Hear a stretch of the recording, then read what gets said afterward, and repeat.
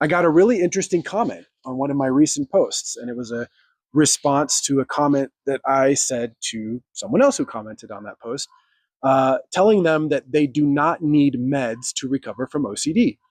And this person went on to tell me basically that I need to be careful about what I say to people, and that if I tell someone that they don't need meds for OCD, that's like telling somebody or that they don't need meds, that they also need to work on accepting and changing their beliefs.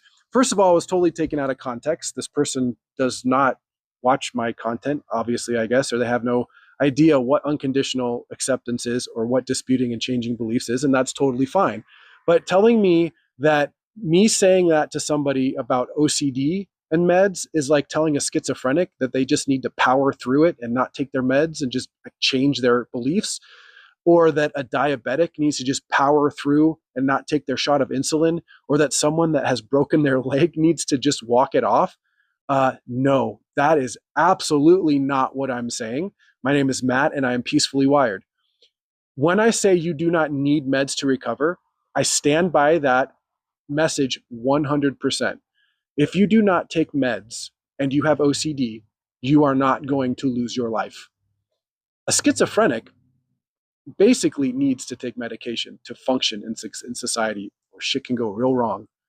A diabetic needs to take their insulin, or they will go into a diabetic coma. Someone who breaks their leg needs to have it set and cast so that they can eventually heal and walk again. Those are needs. When I say you don't need to take medication for OCD, I mean that you don't need it. And you know how I know you don't need it? Because I was you. And I know the desperation that you feel of needing, or here's the thing, you do not need to not feel uncomfortable. You do not need to not feel anxiety. You do not need to not be uncertain, or you do not need to be certain. You believe that you can't handle it. And it's a big part of a lot of people's problems with OCD and mental health in general, is the belief systems behind what is going on. We awfulize it. And I know, because I was you. I think sometimes people don't recognize I was a chronic, severe OCD sufferer. It was debilitating. I believed it was awful. Okay? I spent a lot of 2015 on a couch watching television all day long because I was in turmoil. I know what it's like, and I've taken Effexor, Lexapro, Zoloft, Paxil, Cymbalta, lithium.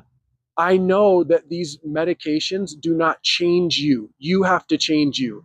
If you want to recover from OCD, you have to change yourself. A drug